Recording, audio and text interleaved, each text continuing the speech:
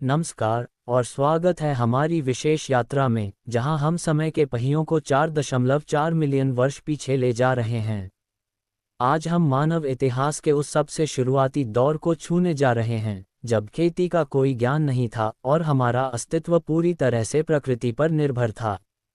4.4 million वर्ष पहले, ये वह समय है जब धरती पर एक ऐसे प्राणी का उदय हुआ जिसे हम आदिपिथेकस रैमिड्स के नाम से जानते हैं, और इसी प्रजाति को हमारे शुरुआती शिकारी और संग्राहक जीवन शैली का संकेत माना जाता है। यह कोई आधुनिक शिकारी नहीं था, बल्कि वह पहला कदम था जिसने हमें पेड़ों से जमीन की ओर और भविष्य की मानव सभ्यता की ओर अग्रसर किया। इथियोपिया के अफर रिफ्ट में वैज्ञानिकों को एक आंशिक कंकाल मिला, जिसे प्यार से आडी नाम दिया गया। यह एक वयस्क मादा आदिपिथेकस रैमिड्स का कंकाल था, 4.4 मिलियन वर्ष पुराना था। ये कंकाल हमें हमारे पूर्वजों की शुरुआती जीवन शैली की एक महत्वपूर्ण झलक दिखाता है। आडी, जिसकी ऊंचाई लगभग 4 फुट 120 सेंटीमीटर थी, उस समय के जटिल वातावरण में रहती थी।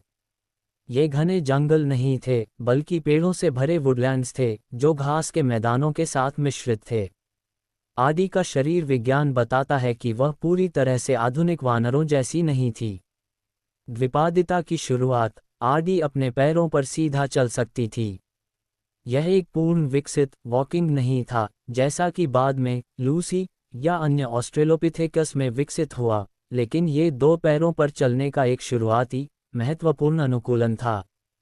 साथ ही उसके लंबे और घुमावदार उंगलियों वाले हाथ और उसका पकड़ने वाला बड़ा पैर का अंगूठा ये भी बताता है कि वह आज के वानरों की तरह पेड़ों पर भी आराम से चढ़ सकती थी और वहां भोजन की तलाश कर सकती थी। एक और बड़ा बदलाव आया था, उसके कैनाइन नुकीले दांत छोटे हो गए थे और नर तथा मादा के दांतों के आकार में बड़ा अंतर नहीं था। यह विशेषता कम आक्रामकता और संभवतः शुरुआती जोड़ी बंधन और सामाजिक सहयोग की ओर इशारा करती है। आदी और उसके साथी अपने अस्तित्व के लिए पूरी तरह से शिकार और संग्रह पर निर्भर थे। आदी का जंगल केंद्रित आवास उसे भोजन का एक स्थिर स्रोत प्रदान करता था। वे मुख्य रूप से शाकाहारी थे, लेकिन उनका आहार आज के चिंपांजी से अलग था। आहार, उनके दांतों पर पतली इनेमल की परत ये बताती है कि वे सख्त या रेशेदार चीज़ें, जैसे बाद के ऑस्ट्रेलोपिथेकस द्वारा खाए जाने वाले कठोर नट्स और कंद, नहीं खाते थे। बल्कि उनका मुख्य भोजन फल, कोमल पत्तियां, शूट्स और शायद कीड़े या छोटे जानवर होते थे। सुबह होते ही समूह पेड़ों से फल और अन्य वनस्पतियां इकट्ठा करने निकल पड़ता था। द्विपादिता ने उन्हें जमीन पर यात्रा करने और भोजन इकट्ठा करने में मदद की, जबकि उनके पेड़ पर चढ़ने के कौशल ने उन्हें खतरों से बचने और ऊंचे फल तक पहुंचने का मौका दिया। इस शुरुआती दौर में शिकार का मतलब बड़े जानवरों का पीछा करना नहीं था, जैसा कि लाखों साल बाद हुआ। छोटे शिकार, आदी और उसके साथी छोटे जानवरों जैसे कि कीटों या संभवतः कमजोर और मरे हुए जानवरों का मांस खाते थे। उनके सर्वभक्षी होने के संकेत मिलते हैं, जिसमें पौधों और मांस दोनों का सेवन शामिल था। उपकरण, अभी तक जटिल पत्थरों के औजारों का कोई प्रमाण नहीं मिला है। उनके पास अपनी बुद्धिमत्ता और शारीरिक शक्ति ही एकमात्र उपकरण थी।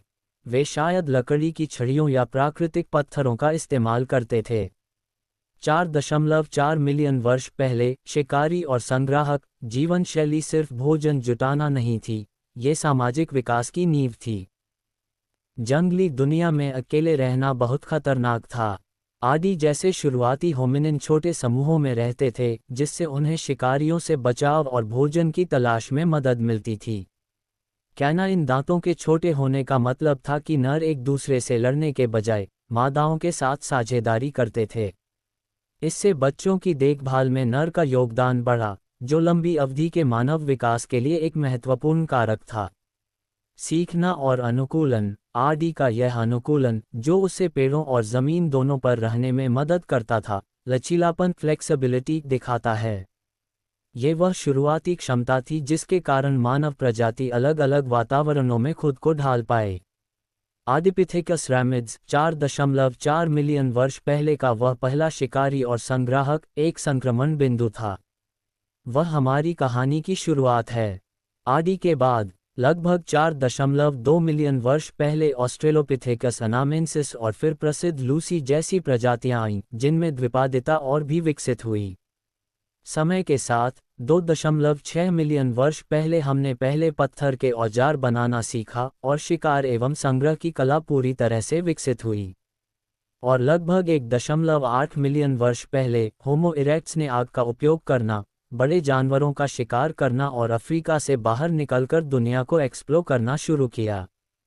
हमें याद दिलाती है कि शिकारी और संग्राहक की जीवन शैली रातों रात विकसित नहीं हुई। यह एक धीमी, लाखों वर्षों की यात्रा थी। 4.4 मिलियन वर्ष पहले के जंगल में एक छोटे से प्राणी ने खड़े होकर पहला कदम उठाया, और उस एक कदम में हमारे वर्तमान और भविष्य की पूरी कहानी छिपी थी। तो ये थी कहानी 4.4 मिलियन वर्ष पहले की। एक ऐसी कहानी जो हमें सिखाती है कि हमारा अस्तित्व, हमारा वजूद किसी चमत्कार का नहीं, बल्कि लाखों वर्षों के निरंतर संघर्ष और अनुकूलन का परिणाम है। आज, जब हम अपने घरों में आराम से बैठे हैं, तो हमें उस पहले शिकारी और संग्राहक आदि के संघर्ष को याद करना चाहिए। कल्पना कीजिए, वह पहला पल जब आदि ने पेड़ की सुरक्षा छोड़कर जमीन पर उतरने का फैसला किया।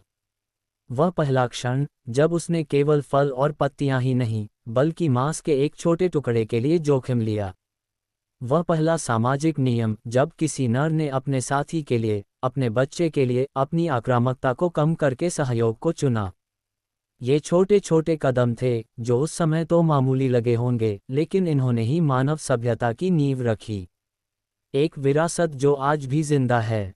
शिकार और संग्रह की यह जीवन शैली केवल आदिम नहीं थी, यह मानव का सबसे सफल और लंबा चलने वाला प्रयोग था। इस जीवन शैली ने हमें सिखाया सहयोग, अकेले नहीं बल्कि समूह में रहना, प्रकृति को पढ़ना, मौसम और जानवरों के व्यवहार को समझना, हर वातावरण में ढल जाना। यही गुण हमें 4.4 मिलियन वर्ष पहले के वुडलैंड से उठाकर आज के आधुनिक शहरों तक लाए हैं। अगली बार जब आप किसी चुनौती का सामना करें, तो याद रखें, आपके पूर्वजों ने इससे कहीं बड़ी चुनौतियों का सामना किया था। आपके भीतर उस पहले शिकारी और संग्राहक की इच्छा शक्ति, उसका धैर्य और उसका अनुकूलन का कौशल आज भी मौजूद है। ये यात्रा, जो आडिपिथेकस रैमिड्स के पहले कदम से शुरू हुई थी, आज भी जारी है। क्योंकि मानव प्रजाति का अर्थ है हमेशा आगे बढ़ते रहना, हमेशा खोजते रहना और हमेशा बेहतर होते रहना।